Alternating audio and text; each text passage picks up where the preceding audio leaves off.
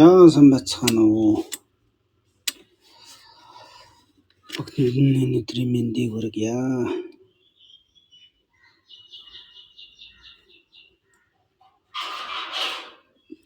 Тэг өнөөдрийн хичээлээ эхлэе да.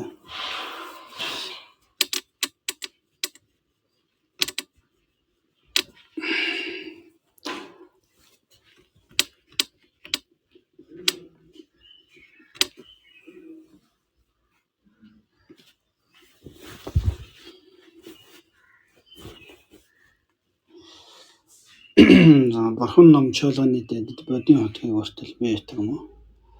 Өглөг төргөтэй уулзсан буйнаараа би амтны тусад бурхан бүтгэлтгай. Бурхан ном хийгээд чуулганы дэдэд бодийн хотгийг ортол бий ятаг юм уу? Өглөг төргөтэй уулзсан буйнаараа би амтны тусад бурхан бүтгэлтгай. Бурхан ном хийгээд чуулганы дэдэд бодийн хотгийг ортол бий ятаг юм уу? Өглөө төргөтэй уулзсан буйнаараа би амтны тусад бурхан бүтгэлтгай. Бурхан ном хийгээд хамаг амтан амгалан хийгээд амгалан ижтгэн луга төгөлдрөлтгай. Хамаг амтан зовлон хийгээд зовлон ижтгэн луга хагцхалтгай. Хамаг амтан зовлон уга амгалан луга хизээдүүл хагцхалтгай. За хамаг амтан хол орд барин шунах орлох хоёроос авсан сэтгэл тэгэж оршихалтгай. Хамаг амтан амгалан хийгээд амгалан ижтгэн луга төгөлдрөлтгай. Хамаг амтан зовлон хийгээд зовлон ижтгэн луга хагцхалтгай. Хамаг амтан зовлон уга амгалан луга хизээдүүл хагцхалтгай. Хамаг амтан хол орд барин шунах орлох хоёроос авсан сэтгэл тэгэж оршихалтгай. За хамаг амтан амгалан хийгээд амгалан ижтгэн луга төгөлдрөлтгай. Хамаг амтан зовлон хийгээд зовлон ижтгэн луга хагцхалтгай. Хамаг амтан зовлон уга амгалан луга хизээдүүл хагцхалтгай. Хамаг амтан хол орд барин шунах орлох хоёроос авсан сэтгэл тэгэж оршихалтгай.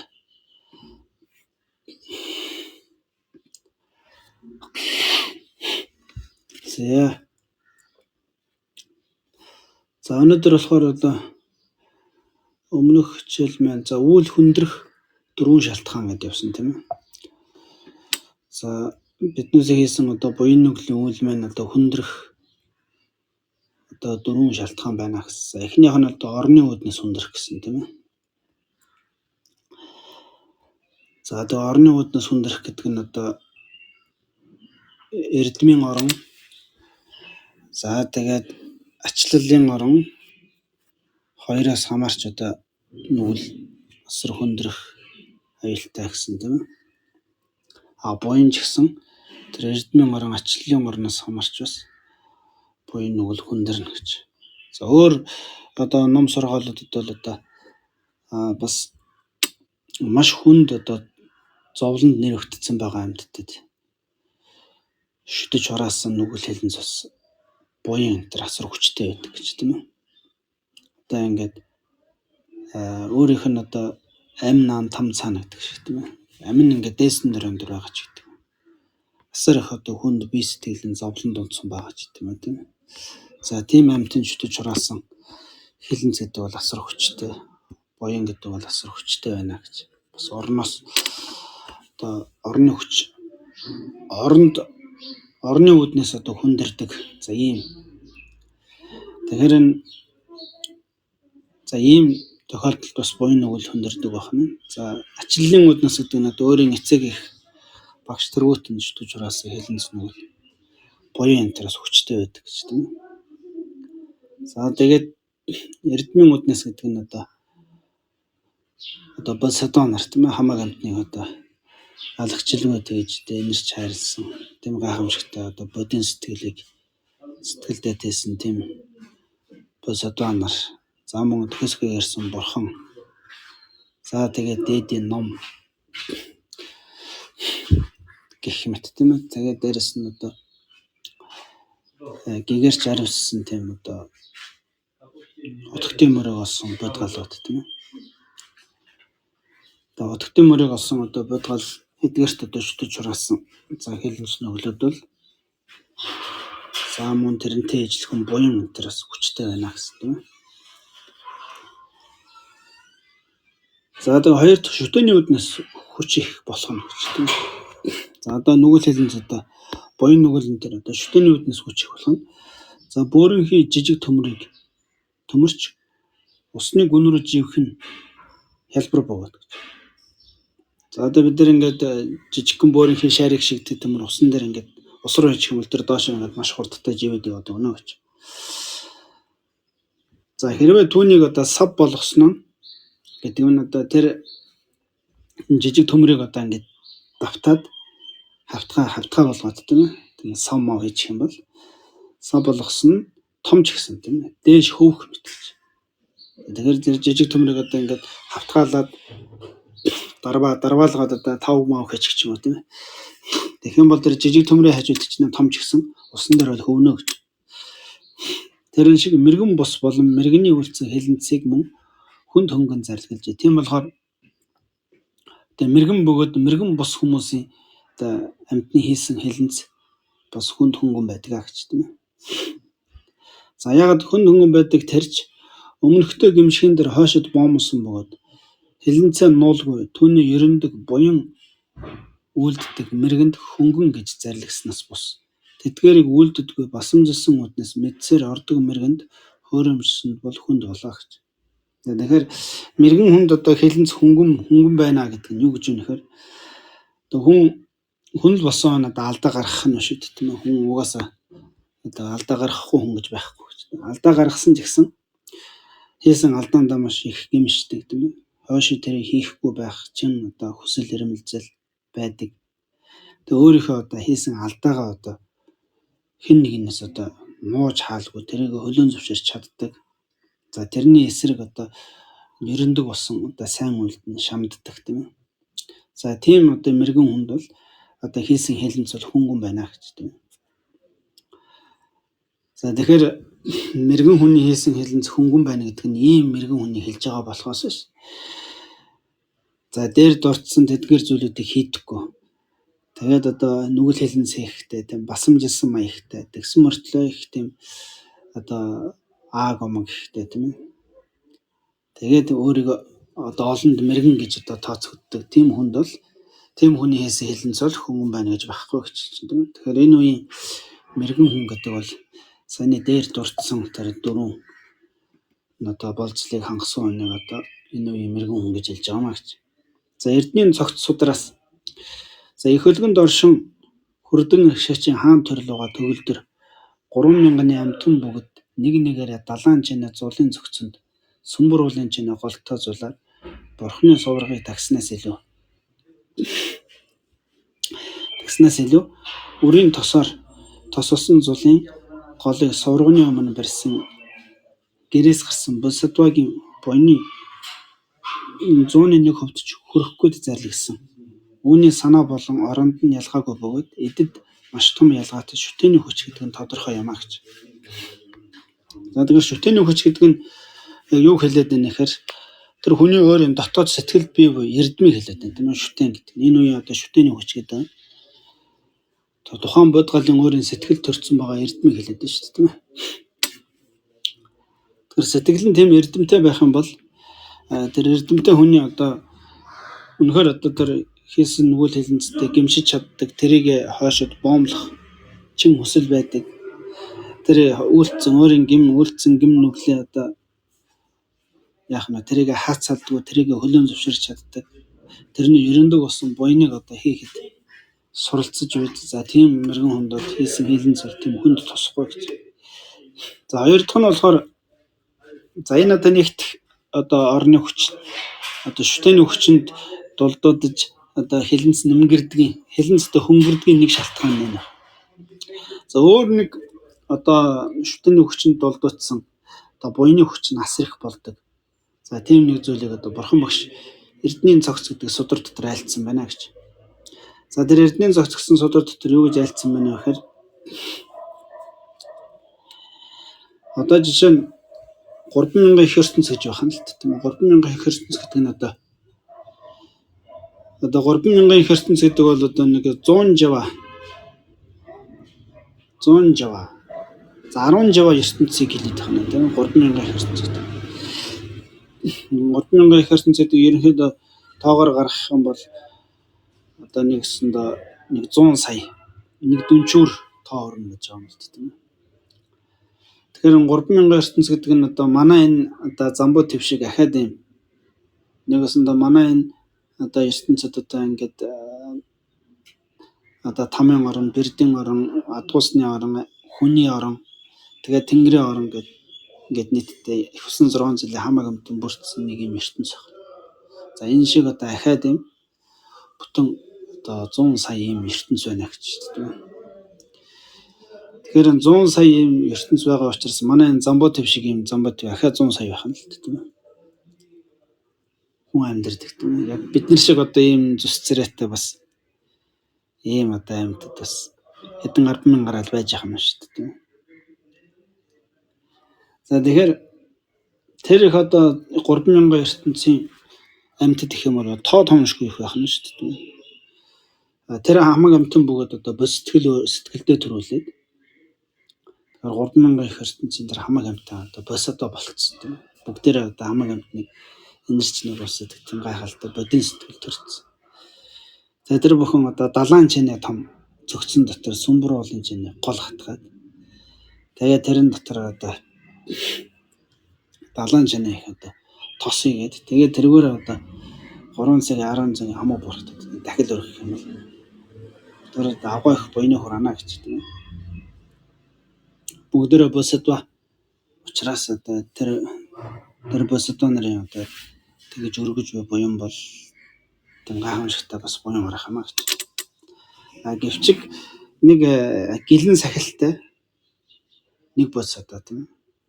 За гэлэн сахилтай ганцхан босодоо зүгээр нэг хөвөн ингээд ороцсон хөвөн байх нь л тийм хөвнийг одоо ингээд зулын тосонд ингээд норгоод тэгээд тэр хөвөнгө асаагаад нэг сургууны өмнө ингээд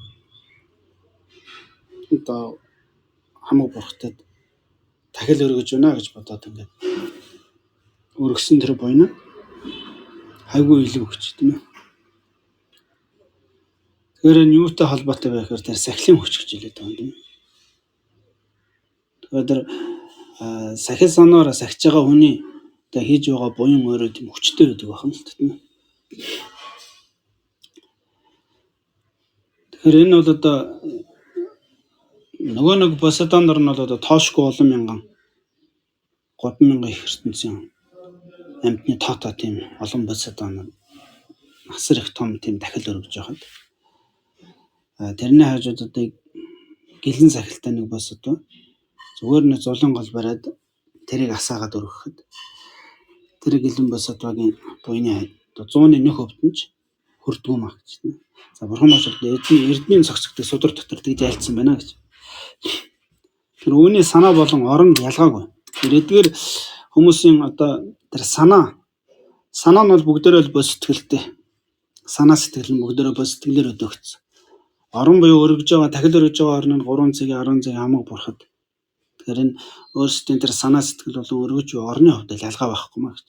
Гэхдээ эднэрт нэг маш том нэг ялгаа байна. Тэр нь юу гэхээр шүтэний хүч буюу сэтгэлд нь байгаа сахил байгаа байхгүй ялгаа байна гэж тийм. Нөгөө нэг 3000 их ертөнцийн хамаг амьтны тоотой босодоо нарт сахил гэлэн сахил байхгүй.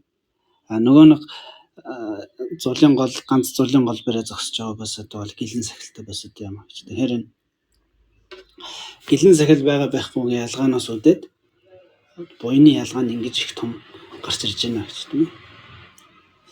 Тэгэхээр бид нар аливаа нэгэн одоо сахилыг сахиж буйныг хураах нь өөрөө асар их тийм хүчтэй буйн хараадаг байна гэж.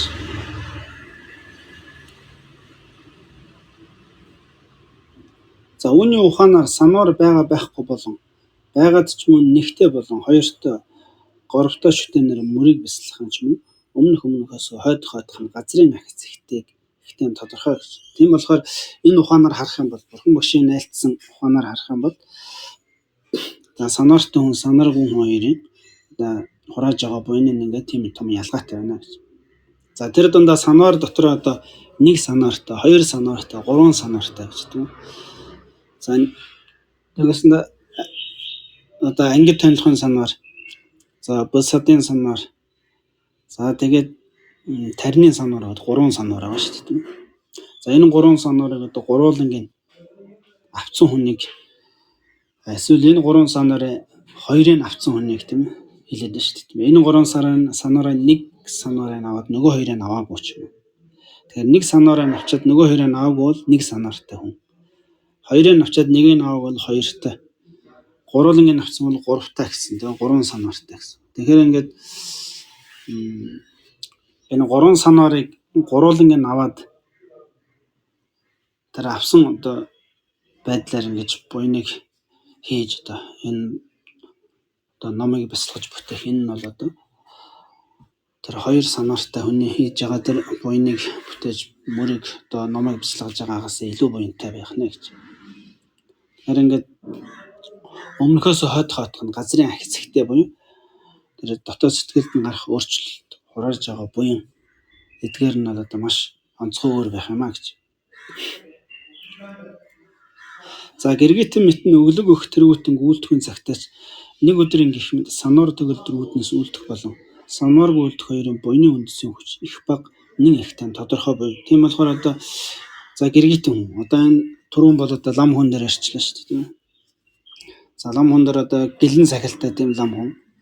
Тэгээд гэлэн сахилтын дээр одоо босотын санаараа тарны санаар хоёуланг нь аваад гурван санаар төгөлдрөөр буян хийх юм бол тэр бол одоо хурааж буй буян нь тэр гэлэн санаартай одоо нэг гэлэн санаартай одоо хүний хурааж байгаа буйнаас хайгүй илүү хурах нэ гэж. За хариу одоо гэлэн санаар босотын санаар хоёртой тийм хоёр санаартай хүний хийж байгаа буйнаас нөгөө тарны санаар гэд нэмэгдээд гурван санаартай тэр хийж байгаа хүний буян бол илүү байх нэ гэж гэх мэтэр. За одоо гэлэн гисэл тийм сахил аваад хувраг болоогүй ч гэсэн зүгээр гэргитэн энгийн одоо гэр бүлтэй тийм хүн тийм ээ.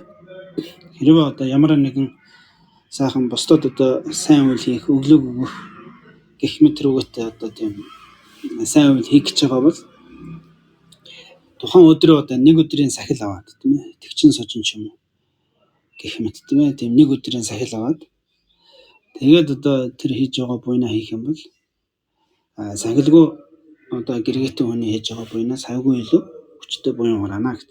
Тэгэхээр гэргитэн мэт хүмүүс ч гэсэн өглөг өгөх тэргүүтэн буйныг үлдэхийн цагтаа нэг өдрийн гэх мэт санаар төгөлдрүүднээс үлдэх болон санааргүй үлдэх хоёрын буйны үндэсийн хүч их бага нь нэг ихтэй тодорхой буй гэж тийм ээ. За сахилд салгаарсан гисгэх судраас гэж. За бурхан магшин хэлсэн бас нэг судар байна. Сахилд салгаарсан гисгэх судраас 10 хар нүгэл төгөлдөр нэгэн хүмүн 100 жил хүртэл үргэлж завсаргүй хилэн сурааснаас сахилаа эвдсэн гэлэн бэр аршин довоозор бие очоод сүсгээр өгсөн нэг хоног гэдэл чиргэлвэл нүгэл нэг ихтэй зарилсан нь шүтэний үүднээс хилэнцэн хүч нэх болоо гэж. Тэгэхээр одоо нэг сахилгүй нэг хүн одоо 100 жил одоо 10 хар нүглийг өдөр болгон тасралтгүй хийгээд байлаа гэхэд гэлэн сахил авчаад тэр гэлэн сахилаа одоо алдаад тэгээд өөрөө одоо гэлэн сахилын алдаагүй юм шиг гэлэн сахилын дүр байдалтай лам хүний дүр байдал эсгээд тэгээд одоо лам нарын хоол унднаас хэрэглээд сүсгтний одоо өргөл барьцыг ингээд аваад яваад их юм бол тэр бол нэг хоног л одоо тэгж лам хүний дүрээр сүсгтний эдэг идэх лам хооргуудын одоо тэр одоо хоол ундыг нэг хоног эдлэхэд тэр нь илүү хилэнцтэй гэж шүү дээ тийм ээ. Тэгэхээр одоо энэ шүтэний үүднээс хилэнцэн хүчтэй болж байгаа юм гэж. Тэгэхээр энэ бол одоо тэр өөрөө сахилыг аваад тэр сахилыг сахиж чадахгүй алдаад алдсан дээр нэмэгдээд одоо тэр өөрөө ховрог биш мөртлөө одоо ховрогын сахил ховрог гэдэг чинь одоо ховрогын сахилтай хүнийг хэлнэ шүү дээ тийм ээ.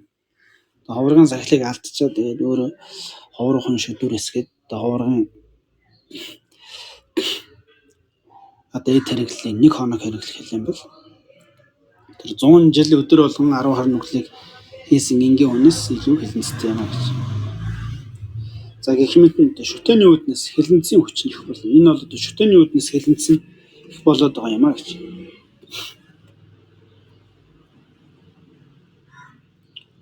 Тэгэхээр ер нь бол одоо энэ сахил санаар сахиж байгаа лам ховрог хүмүүсийн одоо хоол унднаас эдэлж хэрэглэнэ гэдэг бол Ер нь бол одоо зөвшөөрөлтэй байсан ч гэсэн одоо өөрийн дураар тэгж эдэлж чимж болохгүй л гэж явна л тийм ээ.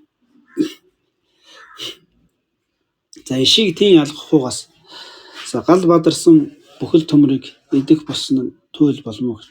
Сахил цалгаа үнэн боомолдгүй нь орчмын бинватыг идэх бус. Хэмээн сахил цалгаарсан хийгээд сургалтгаал алгуурсан хоёулын залгирлжээ. Тэгэхээр одоо гисэл гэлэнгийн одоо хуургын сахил авчаад тэрийг одоо салгаар болсон. За сахил салгаарна гэдэг нь одоо сахилаа ингээд одоо алдчихсан тийм үү. Эсвэл одоо сахилаа ингээд бүрэн дөрөн ингээд сахихгүй ингээд хоёрын хооронд гурван донд ингээд яваад байх юм бол сахилаа алдсан ч бай. Алдаагүй ч гэсэн ингээд нэг сахисан сахиагүй нэг хоёрын хооронд гурван донд ингээд яваад байгаа. Ийм хүмүүс ч гэсэн ижлэхэн гэж тийм үү. За бурхан багшийн ягуураас номд шүтсэн хэлэнцийн дэргэд 10 хорон нүгэл өчүүхэн хэлэнц гэж альцсан. Үнэнд үзэгдмүү гэж. Тэгэхээр бурхан багш бол тэгж альцсан байна шүү дээ. Номд шүтэж хураасан хэлэнц гэдэг бол хэлэнцээ хажууд бол 10 хорон нүглийн хэлэнц бол өчүүхэн байт юм аа гэж. Тэгэхээр тэр сахил санаар одоо хуургын сахил санаар авчаад тэрийг алдаад ч юм. Эсвэл одоо хуургын сахил санаар байхгүйгээр одоо хуур хүмүүсийн одоо хуургын одоо эд материалыг эдэлж хэрэглэнэ гэдэг бол бүтэн 100 жил одоо 10 хорон нүгэл хийсэн нүглийн хажууд ч тэр нүгэл бол энэ нүглийн хажууд өчүүхэн жоох юм аа гэж. За тэгэж альцсан байх нь л. Тэгэхээр ер нь бол одоо бүтээлчийн дээр одоо хүнд нүглүүд байна гэдэг байна шүү дээ. Бүтээлч хүний дээр гарч суух. Бүтээлчийн хоолыг эдлэх гэх мэт тийм ээ. Бүтээлч хүн гэдэг бол одоо ингээд нэг өсөндөө энэ шунал ур махаг Атан омгийн энэ одоо ертөнцөөс яах нь бүрэн дөрөн одоо гараад гэдэг юм тийм. Энэ амьдралын одоо зам мөрөөс замаа бууруулад шунал ур махаг Атан омгийн нөлөөнөөс одоо гарна гэдэг. Тэгээд одоо тэр гэгэрэл нэрваны зам мөрлөө ороод тэгээд одоо дэд нэмэн бүтээл хийгээд явж байгаа. Аглаг газар ч юм хэд оронд ч юм ингээд бүтээл хийгээд явж байгаа тийм хүмүүсийн дээр нь суух. Одоо омог бардам сэтгэлээр тийм ээ тэр хүмүүсийг үл хөндөгдсөн байдлаар дээр нь гарч суух. Тэр хүмүүсийн эдэж ууж хоол ундаг нь одоо булааж авах зөвшөөрөлгүйгээр эдэлж хэрэглэх юм тэр бол. Ер нь бол одоо хэлэнц ихтэй байдаг байна л тийм ээ. За тэгэхээр шүтэний үүднээс одоо хэлэнц ихсэн гэдэг юм. За ийм өрт зүйлүүд дээр ярих нэ гэж тийм ээ.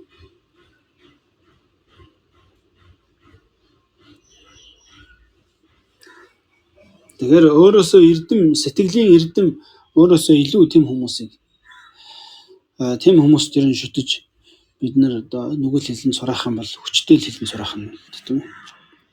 Тэгэхээр хүн бол одоо өөрийнхөө хэмжээг мэдж байх хэрэгтэй гэж тийм ээ. Яг би миний хэмжээ ямар байлээ гэдгийг хүн мэдж явах хэрэгтэй юм байна л. Тэгэхээр хүн бол тийм даруй төлөв байдалтай авир зангийн хувьд тийм ээ. Хийж буй үйлдэлийн хувьд, ярьж буй ярианы хувьд ямар ч байдал дээр хүн бол тийм даруй төлөв байх хэрэгтэй юм аа гэж хэлж шүү дээ тийм ээ. Даруй төлөв бус байгаад байх юм бол ингээд дандаа нэг өөрийгөө бусдаас нэг дээгүүр тавьсан нэг омог аархсан, бардамсан тийм байдалтай. Тэгээд байх юм бол өөрөөсөө илүү тийм гайхамшигтай дотоод сэтгэлийн эрдэм чадлыг хэрэгшээс тийм хүмүүсийг үл хөндөгсөн, тэдгээрийг одоо дорд үтсэн, тэдгээрийг басамжилсан, тэдгээрийг одоо муугар ботсон, элдв мухагаар ярьсан тийм. Ингээд би их сэтгэлээр ямар ч одоо хөндлөл бусдад үзүүлэхгүй байгаагаас болоод хүчтэй тийм хэлэн сурах аюул өгдөг байна гэж. Тэгэхээр бусдыг хүндэтгэж сурна гэдэг нь их чухал гэдэг байна л тийм. За 3 дахь бодитын үүднээс хүч ихнэ гэж тийм үү. За амьтанд өглөг өгөхөд номын өглөг. За бурхны дахиад бүтээлийн дахил нь эдийн өглөг болон дахилаас нэн их гайхамшигтай ба Түүгээр жишээд нь бусдыг мэдэж үлдээрэй гэж. За бодитын үднэс гэдэг нь нэгсэндээ нэг бодитын үд гэдэг нь одоо юу гэхэ одоо амьтанд өглөг өгөхөд номын өглөг гэж байгаа тийм ээ. Тэр бодит байдал дээр гэж байгаа юм л да. Яг бодит байдал дээр яг хамгийн бодит байдлын үднэс аваад үзэх юм бол бид нар одоо амьтанд өгөх өглөг дотроос номын өглөг нь хамаагүй илүү хүчтэй буянтай юм а гэж. Одоо өглөгийг дотор нь ингээд 3 хуваагаад байгаа шүү дээ. Эдийн өглөг, аюулгүй өглөг, номын өглөг гэдэг тийм ээ. Тэгэхээр эдийн өглөг, аюулгүй өглөг, номын өглөг 3-аас хамгийн сайн өглөг нь бол одоо номын өглөг юм аа. Номын өглөг гэдэг бол хүний оюун санааг өөрчлөн засаж байгаа. Тийм байх юм шүү дээ тийм ээ. Тэгэхээр хүний оюун санааг өөрчлөн засна гэдэг бол тэр хүнд бүтэн насных нь одоо юуг нь өгчөж байгаа. Нэгсэндээ бүтэн насаараа тийм сайн сайхан амьдрах тэр арга ухаан, тэр нэг дотоод сэтгэлийн одоо сэтгэлээ боловсруулах тэр чадамж нь өгчөж байгаа юм шүү дээ тийм. Тэр бүтэн насаараа тэр хүн амар сайхан амьдрах тэр нэг одоо арга ухаан нь тэр хүнд өгчөж байна гэсэн номын өглөг өгнө. За аюулгүй өглөг өгнө гэдэг бол хэн нэгэн одоо маш хүнд одоо зовлонд нэрвэгдсэн ч байх юм уу тийм ээ. Амь нас нь одоо ингээд аюулд орсон байх ч юм уу. Тийм байдлаас аварна гэдэг бол тэр бол одоо маш их тус болж байгаа ч гэсэн тэр бол тэрхэн хоорондоо л тусалж байгаа зүйл гэж тийм. Эдийн өглөг өгнө гэдэг бол бас тийм хүчтэй. Эдийн өглөг өгнө гэдэг бол зүгээр нэг өсөж буй хүнд нэг аяа хоолгочлоо гэхэд тэр бол нэг тэр өдөртөө л тусална гэж тийм. Маргааш нахаал өссөн шүү дээ тийм. Тэгэхээр энэ бол эдийн өглөг бол одоо бусад хоёр өглөгөөс маш одоо жоохон юу бахна шүү дээ тийм ээ. Үр дүнгийн хувьд ч тэр бусдад нөлөөллийн хувьд ч тэр их бага. Аюулгүй өглөг нь эдийн өглөгөөс илүү ч гэсэн номын өглөгийн хажууд арай бага. Номын өглөг бол хамаагүй одоо илүү хүчтэй юм а гэж тийм. Тэр ягаад гэхээр номын өглөг гэдэг бол тэр хүний сэтгэлийг одоо боловсруулж байгаа. Тийм байх юм гэж. Хүний сэтгэл боловсрно гэдэг бол тэр хүн бүтэн насаараа тэр боловсрсан сэтгэлээрээ өөрийнхөө тэр сайн сайхан амьдралыг бүтээгээд явах. Тийм боломж үүсдэг юм шүү дээ. За аюулгүй өглөг, эдийн өглөг хоёроор бол яг бүтэн насны тэр одоо сайхан амьдралыг бүтээнэ гэдэг бол боломжгүй юм л дээ тийм ээ.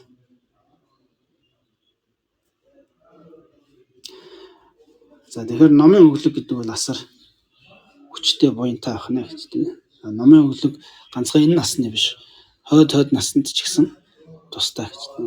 Нэгсэндээ сэтгэл боловсроод ирэх юм бол энэ насанд ч одоо тэр хүн сайн сайхан амьдрах нь хойдын төрөлдөж сайн сайхан амьдраад явах боломжтой юм аа. Тэгэхээр номын өглөг гэдэг бол нэн чухал буюу бусдын сэтгэлийг боловсруулж чаддаг тийм одоо сургаал номыг тийм сайхан одоо юу бусдад өгч чаддаг мэдлэгийг бусдад өгч чаддаг тийм байх нь чухал байдаг байна. За бурхны дахихад бүтээлийн дахил нь эдийн өглөг болон дахлаас нэн их гайхамшигтай гэж. За тэгэхээр амьтныг баясгах одоо өглөг дотроос хамгийн хүчтэй өглөг нь бол гайхамшигтай өглөг нь бол номын өглөг байна гэж. Бурхныг баясгахад хамгийн гайхамшигтай өглөг бол бүтээлийн дахил юм а гэж. Бүтээлийн дахил гэдэг бол өөрөө тэр номыг бүтээж амьдралдаа хэрэгжүүлж мөрдөж сурах тийм.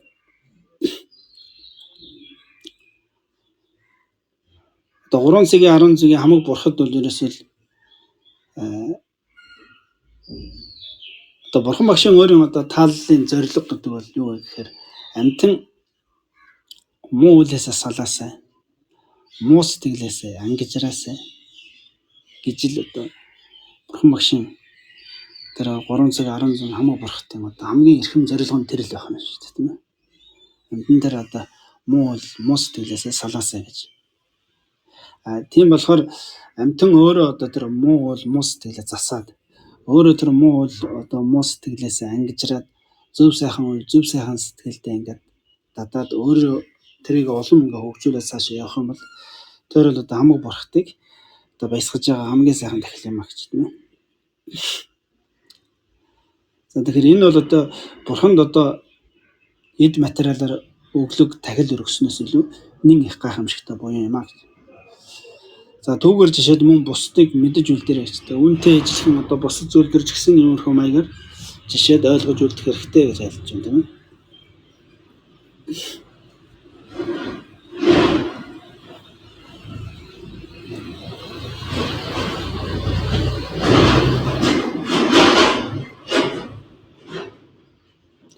За дөрөв дэх санааны үднэс хүч их гэж. За тэгэхээр бодитын үднэс гэдэг чинь ойлгосон юм шүү дээ. Тийм бодит байдал дээр хамгийн их тус өгөөжтэй нь юу байна вэ гэж хэлээд байгаа байхгүй. Хамгийн их тус өгөөжтэй нь ерөөсөө тэр амьтны сэтгэлийг боловсруулж чаддаг байх хэрэгтэй. Тим хэмжээний сайхан сургаал ном, тим хэмжээний сайхан утга санаа чи бусдад өгч чаддаг байх хэрэгтэй. Тэгэх юм бол тэр бол одоо бодит байдал дээр хамгийн гайхамшигт тус болно гэж байна. Амьтныг баясгаж байгаа. Тэгэхээр бурхныг баясгах гэдэг бол бас тийм. Өөрөө яг чи өөрөө тийм болох. Өөрөө тэр одоо хүнлэг, инэрэнгүй тийм сайхан хүнлэг, инэрэнгүй, оюунлэг тэр чадварыг чи өөрөө эзэмшиж сурах хэрэгтэй гэж тийм. За өөрөө эзэмшээд ирэх юм бол тэр бол одоо үнэхээр одоо тэр хамаг бурхтыг баясгах тийм сайхан тахил болно гэж хэлж байна. За бурханд одоо хичнээн одоо хэдэн тэрбум доллараар ч юм уу хэдэн тонн алтаар ингээд сайхан тахил өргөд хэдэн тонн алтаар одоо бурхны дүр мөр бүтээгээд тэр хүн өөрөө тэр буруу явдлаа засаж өөрөө тэр муу сэтгэлээ өөрчлөн засахгүй бол тэр одоо 3 цаг 10 цаг хамаг бурхад нэг их баясахгүй л ах юм шүү дээ тийм үү. За дөрөвдөх нь санааны үднэс хүч их гэж байна тийм үү. Тэгэхээр хамаг бурхад одоо баясахгүй байна гэдэг чинь тэр бурхныг баясгаж чадахгүй байна гэдэг чинь бурхан шүтэж буян гаргаж чадахгүй байна л гэсэн үг шүү дээ тийм үү. Тэгэхээр бид нар одоо бурхан шүтэнд шүтэж буян хураана гэдэг чинь тэр бурхад босодоо нарыг баясгах зүйлийг л одоо хийх гэдэг. Тэгэхээр одоо биднээс хийж чадах зүйл бол одоо янз янзаар одоо бурхад босодоо нарт одоо тахил өргөх эдгээр нь тодорхой хэмжээнд одоо биднээс зүгээс одоо буян хурааж байгаа нэг хэлбэр л байна л. Гэхдээ тэрэнд бол одоо бурхад босодоо нар баясна гэдэг нь бол ховор байна тийм үү. Эд материал өгөөд бурхад босодоо нар бол баясна гэдэг бол ховор тохиолдол байна л. Одоо тохиолдол гэхээс ер нь баясна гэж байхгүй л гэж байгаа шүү дээ. Юунд баяст юм бэ гэхээр чи сайхан хүнлэг, инэрэнгүй, оюунлаг тийм сайхан хүн бол гэж тийм үү. Хүн шиг хүн болол ирэхэд одоо чин сэтгэлээсээ бурхад босодоо нар баясах юм а гэж.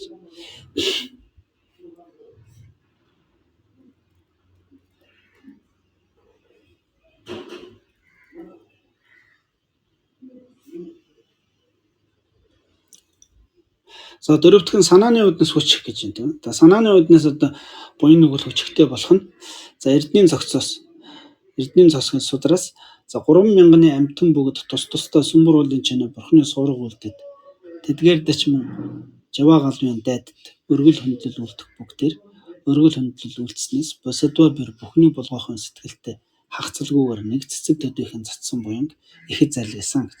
За санааны үднэс гэдэг нь одоо энэ 3,000 ертөнцийн хамаг амьтан бүгдээрээ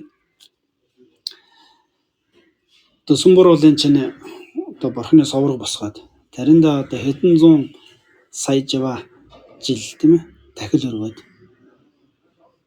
ингэж одоо буян хураалаач гэсэн. Зүгээр хамаг амьтныг одоо амар амгалан байгаасаа хамаг амьтны сайн сайхны төлөө хамаг амьтны амар амгалан байлгахын төлөө тийм сайхан сэтгэлээр бурханд нэг сэрхийг цэцэг өргөх нь хавгүй их буян илүү өгч тийм ээ. Тэгэхээр хамаг амьтныг инэрч нөгөөсөн тийм сэтгэлээр нэг ширхэг өчүүхэн жижиг буян хийх нь агуу их буян юм а гэж хэлж шүү дээ, тийм ээ. Энэ санааны үднэс ялгаатай байх нь шүү дээ, тийм ээ. Санааны үднэс тэр одоо буян маань хүчтэй болж байна гэж.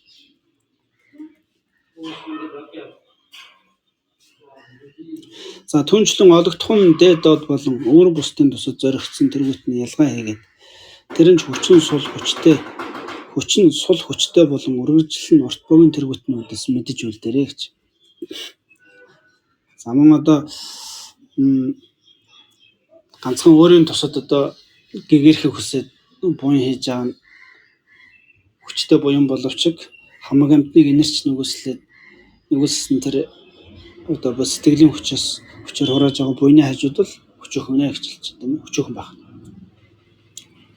За бид нар одоо хамаг амьтны тусын тулд хамаг амьтны амар амгалангийн төлөө гээд одоо тийм энэрэнгүй хамаг амьтныг инэрч нэгүссэн тийм сайхан сэтгэл төрүүлээд буян хэлээж гисэн тэр одоо хамаг амьтныг инэрч нэгүссэн тэр сэтгэлийн хүч чинь ямар байхаас бас шалтгаалж хурааж байгаа буян нь бас өөр байх юм шүү дээ, тийм ээ. Хүн болгон яг нэг ижил хүчтэй тийм сэтгэл төрүүлэхгүй байх нь л тийм ээ. Чинээ одоо хамаг амьтныг инэрч нэгүссэн сэтгэл одоо бид нэр бодож бясалгалаач гэсэн зарим хүнд хүчтэй, зарим хүнд хүч султай янз төрхөн. Тэгэхээр ингээд хүн болгонд одоо тэр сэтгэл амьтныг инэрч нэгүсэж байгаа сэтгэл нь одоо хүч нь их багын ялгаа олон байгаа учраас тэр ялгаанаас үүдээд хурааж байгаа буйны ч гэсэн хүчтэй өчгүй янз янзаар хураагдана гэж. Амн зарим нь бол одоо урт богны ялгаатай гэж, тийм ээ. Урт богны гэдэг нь одоо хугацааны ялгаа авах нь шүү дээ, тийм ээ. Зарим нь одоо хичнээн хүчтэй одоо хамаг амьтныг инэрч нүгсэх сэтгэл нь хүчтэй байгаа ч гэсэн богино хугацаанд төрдөг. Зарим нь хүчгүй байгаа ч гэсэн тэр хүчгүй байгаа мөртлөө ингээд тэр хүчгүй жоох хүч сулч гэсэн байгаад байна шүү дээ. Байгаад байгаа нь хугацаанд урт байгаад.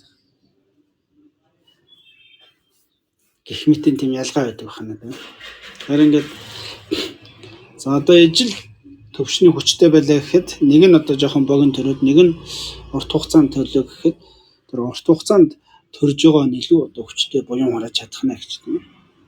За гэх мэтээр ингээд санааны үднэс одоо буян нүгэл хүчтэй хураах нь юм ялгаатай гэж тийм. За үүний доор юу гэж нэхэр за ганцхан буян дээр биш тийм ээ. Муу үйл дээр ч гэсэн мөн нисанаас санаа нь хүчтэй бөгөөд удаан үргэлжилдэг нь хүч ихтэй бөгөөд түүн дотроос ч уур нэн хүчтэй явдалд орох угаас гэж. За тийм болохоор одоо буян хураахад одоо энэ буйны тэр сэтгэл санаа одоо хүчтэй өчгөө хугацаанд одоо урт богино тийм ээ. Тэр одоо буйны сайхан сэтгэлийнх нь одоо зоригдож байгаа яг зорилго нь одоо агуу том жижиг байхаас хамаарат ингээд хурааж байгаа буйны янз байна гэж. Тэрнтэй адилхан одоо муу сэтгэл, нисанаст муу сэтгэл, тийм ээ. Шунал ур махаг атан омгийн сэтгэл нь мөн одоо тэр шунал уур атан омгоор өдөөгдөд ямар зориг тавиад. Тэгээд тэр шунал ур махаг атан омг нь ямар хүчтэй төрөөд хугацаанд хэр урт богино хугацаанд төрж байгаа.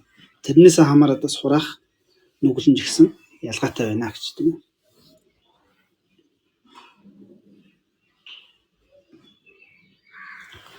За тэгээд төрж байгаа нисанаас нь хүчтэй хугацаанд урт. Тэр нисанасаар одоо сэтгэгдээд одоо тэр зорж байгаа зорилго нь муу. Ямар хэмжээнд муу байна. Тэрнээс тийм байх юм бол тэр хурааж байгаа хилэнцэн ч гэсэн асар хүчтэй байна гэж тийм ээ. Төрж байгаа нисанаас нь одоо сул мөртлөө сул тийм ээ. Тэг хугацаанд богино.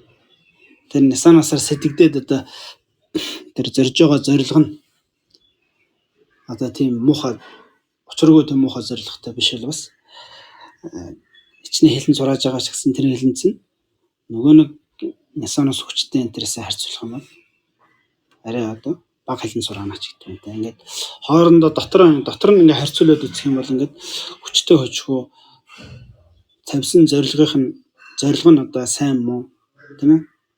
За тэгээд хугацаа нь урт бог нь эднээсээ хамаарат хоорондоо харьцуулагдаад ингээд хурааж байгаа хилэнцүүд нь их баг болоод явчихдаг гэж.